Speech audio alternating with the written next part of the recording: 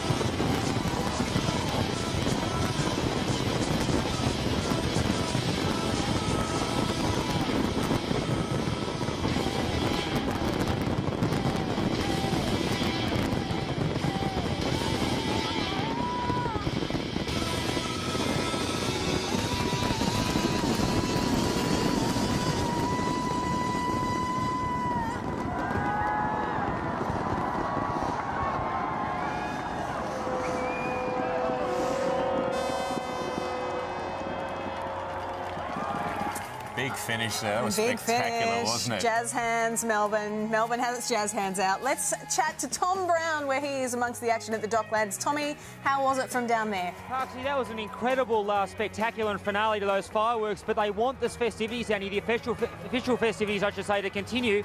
And a giant mirror ball, New York style, is about to be dropped behind me. It's going to go up. There's pyrotechnics coming off at the DJs, mixing some tracks, and the festivities down here at Docklands